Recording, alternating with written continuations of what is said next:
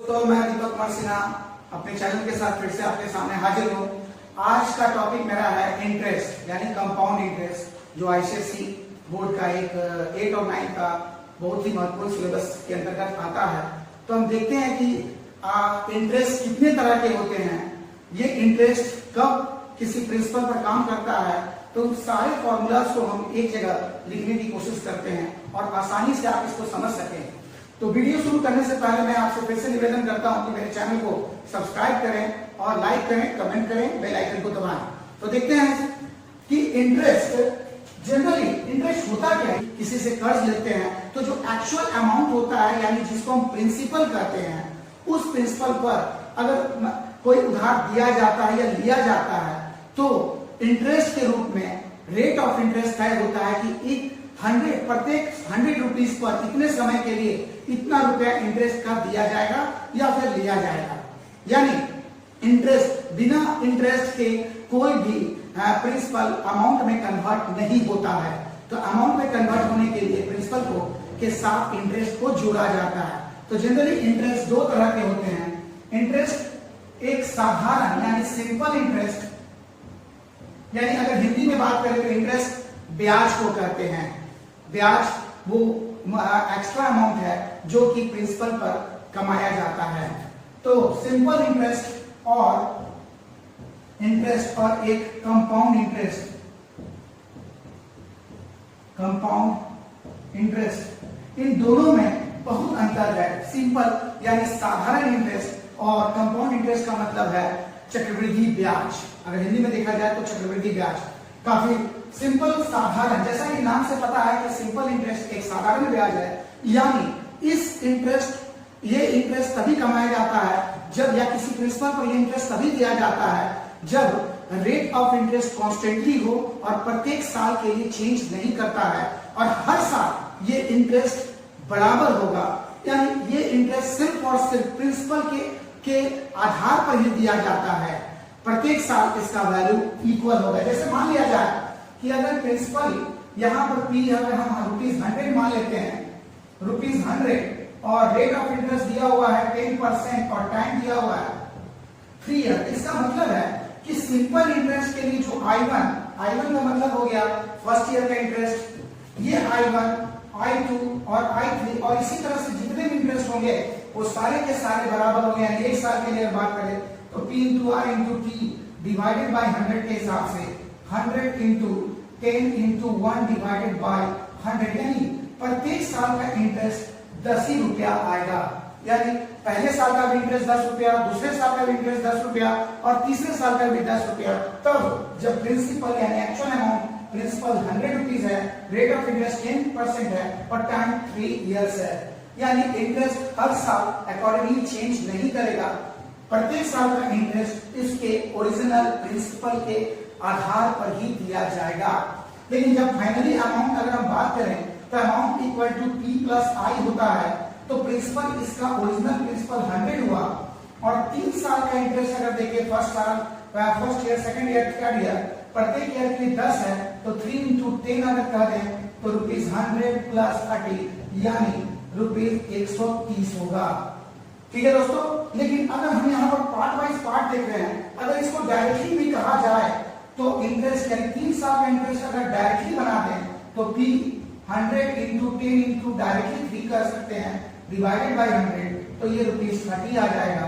इस तरह से अमाउंट इक्वल टू 100 प्लस 30 यानी ₹130 होगा। ये तो हो गया साधारण ब्याज यानी सिंपल इंटरेस्ट। लेकिन इस सिंपल इंटरेस्ट से कंपाउंड इंटरेस्ट थोड़ा सा या कहा जा सकता है कि बहुत डिफरेंट हो सकता है।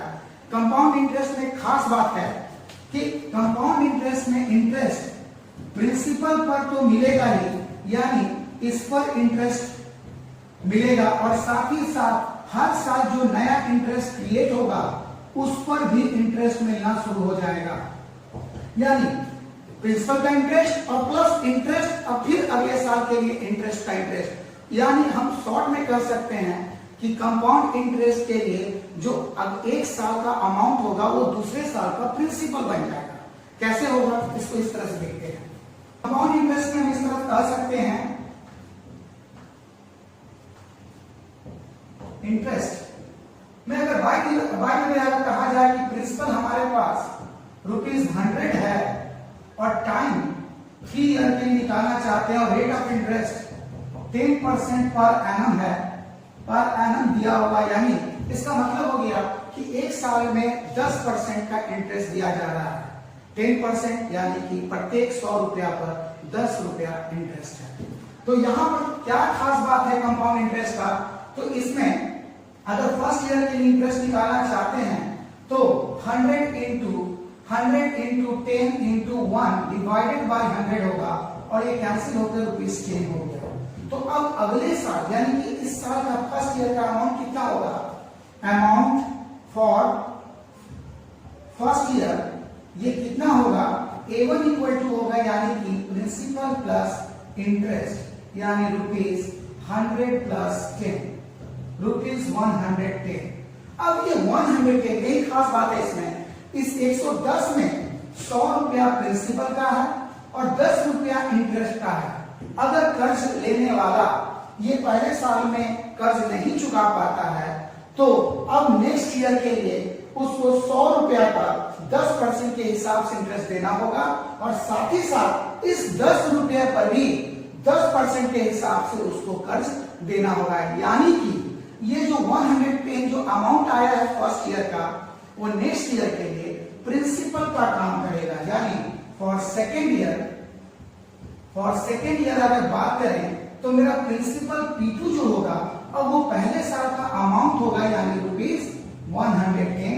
रेट ऑफ इंटरेस्ट सेम रहेगा 10%, टाइम एक ही साल के लिए ले रहे हैं तो इस तरह से सेकेंड ईयर का इंटरेस्ट I2 जो आएगा वो आ जाएगा 100 into 10 into 110 into 10 into 1 divided by 100 cancel करेंगे यानी ₹11। ये इंटरेस्ट जो है वो सिर्फ सेकेंड ईयर का है। पहले साल का इंटरेस्ट 10 रुपया था, दूसरे साल का इंटरेस्ट 11 रुपया है। तो कैसे आया 11 रुपया, हमने कहा कि इस 100 रुपया पर इंटरेस्ट मिलेगा तो 10% के हिसाब से 100 रुपया का इंटरेस्ट हो गया 10 रुपया, यानी इंटरेस्ट 10 प्लस 1 है, ₹10 प्लस ₹1। तो इस 100 रुपीज का इंटरेस्ट आया 10 और इस 10 रुपीज का इंटरेस्ट आया 1, दोनों फिर कंबाइन हुआ 11 रुपीज आ गया सेकेंड ईयर का इंटरेस्ट। अब हम सेकेंड ईयर का अगर अमाउंट की बात करें A2 तो ये सेकेंड ईयर का प्रिंसिपल प्लस सेकेंड ईयर का अमाउंट लेंगे तो P2 मेरा अब था फर्स्ट ईयर का अमाउंट यानी कि ₹110 और प्लस I2 हो गया ₹11, यानी टोटल आ गया 121 रुपया। ध्यान से देखेंगे दोस्तों कि ये जो अमाउंट है ये दूसरे साल के अंत में आया। अगर कर्ज लेने वाला अगर ये पैसा नहीं चुका पाया तो फिर से ये जो सेकेंड ईयर का अमाउंट है वो तीसरे साल के लिए प्रिंसिपल का काम करेगा। यानी अगर हम कहेंगे फॉर थर्ड ईयर अगर बात करते हैं तो प्रिंसिपल तीसरे साल का दूसरे साल के अमाउंट के बराबर यानी ₹121 के बराबर होगा। Rate of interest as usual 10% होगा और टाइम 1 ईयर लेंगे। इस तरह से तीसरे साल का जो अमाउंट इंटरेस्ट लेंगे वो फिर से आ जाएगा 121 इंटू 10 इंटू 1 बाई 100 यानी ₹12.10। तो टोटल अमाउंट अगर तीसरे साल का देखें तो दूसरे साल का प्रिंसिपल और प्लस तीसरे साल का प्रिंसिपल और प्लस तीसरे साल का इंटरेस्ट, यानी थर्ड ईयर का प्रिंसिपल मेरे पास है ₹121 और इंटरेस्ट आ गया है ₹12.10, यानी टोटल आ गया 133 रुपया और 10 पैसा।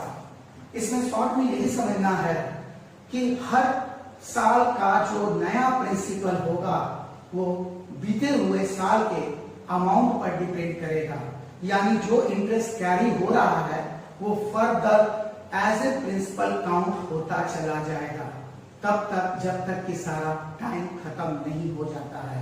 हम इसी चीज को फॉर्मूला के माध्यम से कैसे समझेंगे?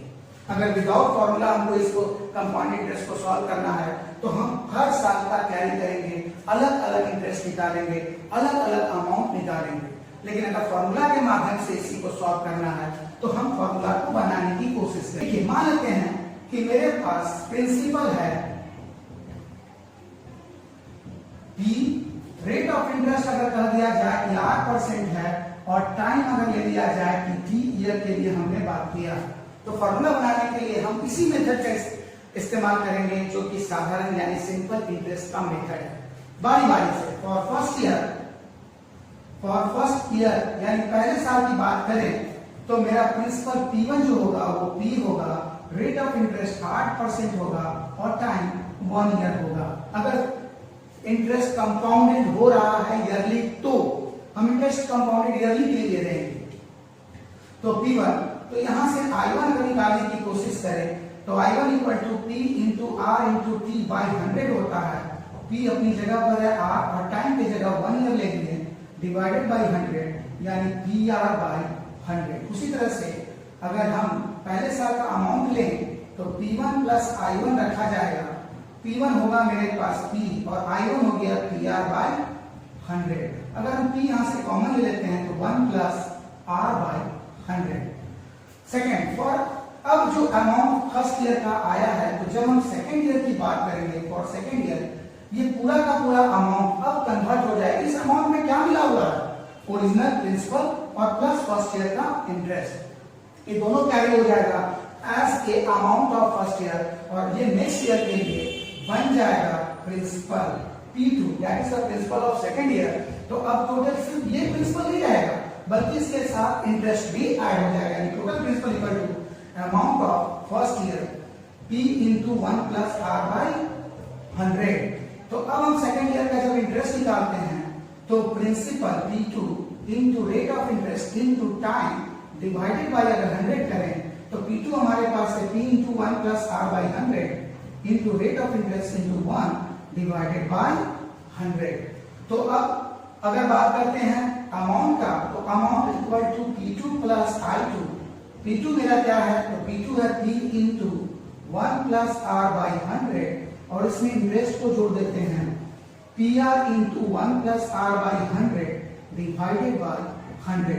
इन दोनों में से अगर हम कॉमन निकाल देते हैं P into 1 plus R by 100 तो मेरा A2 बन जाएगा P into 1 plus R by 100 into यहां सिर्फ 1 बचा और प्लस इस जगह पर PR by 1 प्लस यहां से P into 1 plus R by 100 हमने कॉमन ले लिया तो सिर्फ बच गया R by 100, R by 100। इस तरह से अमाउंट दूसरे साल का अमाउंट हो गया P into 1 by R by 100 to the power 2।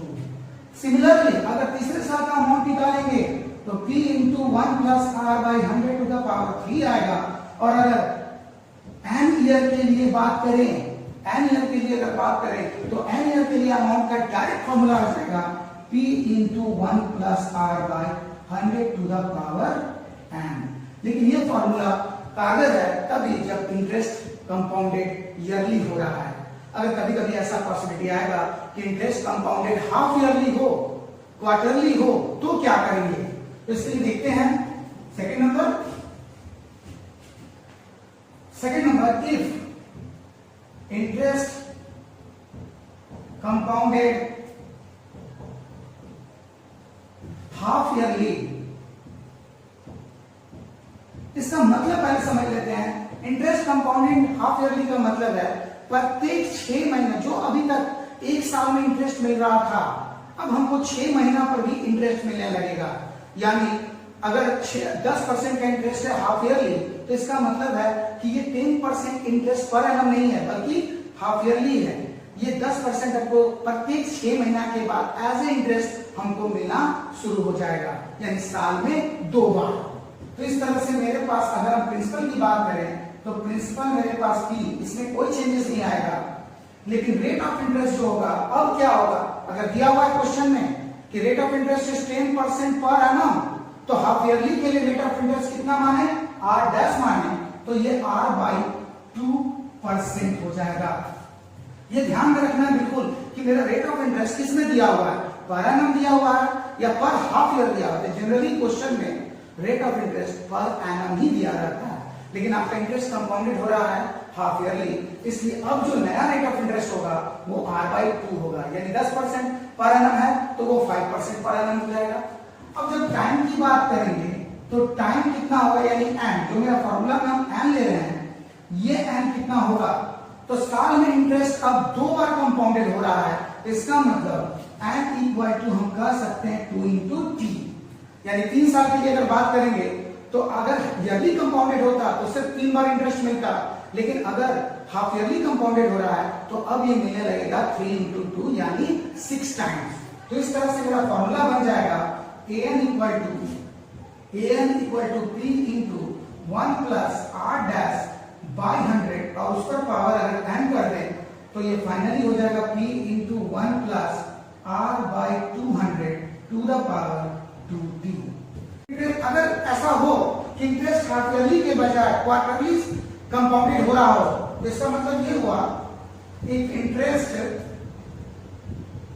Compounded quarterly, quarterly का मतलब है 1/4, यानी एक साल में जो इंटरेस्ट मिल रहा था अब उसका 4th पार्ट मिले, यानी साल में 4 बार इंटरेस्ट मिलेगा। तो इस केस में मेरा प्रिंसिपल एज यूजुअल वही रह जाएगा, लेकिन रेट ऑफ इंटरेस्ट क्या होगा, R/4% हो जाएगा, और टाइम अब मेरा 4 से मल्टीप्लाई हो जाएगा, इसलिए क्योंकि एक साल में इंटरेस्ट 4 बार कंपाउंडेड हो रहा है। Rate of interest per annum दिया रहेगा तभी R/4 होगा। अगर ये क्वार्टरली बोला जाएगा कि रेट ऑफ इंटरेस्ट 10% है, तब इस केस में हम यहाँ R/4 नहीं करेंगे। ध्यान रखना है कि interest is compounded yearly, but यहाँ पर interest is compounded quarterly, but the rate of interest given as the per annum, तब हम यहाँ पर R' इक्वल टू R/4% करेंगे, अदरवाइज नहीं करेंगे। देन अब हम एन टाइम के लिए अगर यहां से अमाउंट डायरेक्ट निकालते हैं तो p into 1 plus r dash by 100 to the power n लेंगे, यानी p into 1 plus r by 400 to the power 4t हो जाएगा। ये डायरेक्ट यूजिंग फॉर्मूला है। अगर इंटरेस्ट कंपाउंडेड ईयरली हो रहा है लेकिन रेट ऑफ इंटरेस्ट सक्सेसिव दिया जा रहा है तो लिखेंगे for successive rate of interest, इसका मतलब ये हुआ कि रेट ऑफ इंटरेस्ट पहले साल का मान लीजिए R1% दिया हुआ है, दूसरे साल के लिए R2% है, तीसरे साल के लिए R3% है, और एज यूजुअल दिया हुआ है, तो हम directly time a and n year के लिए डायरेक्ट ले सकते हैं p into 1 by R1 by 100 into 1 plus R2 by 100 into 1 plus R3 by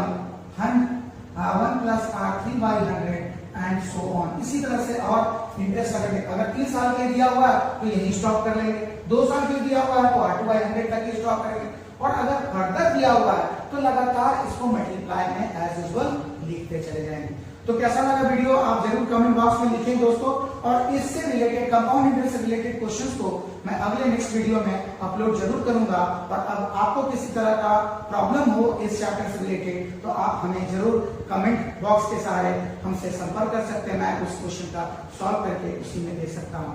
ठीक है दोस्तों, नमस्कार।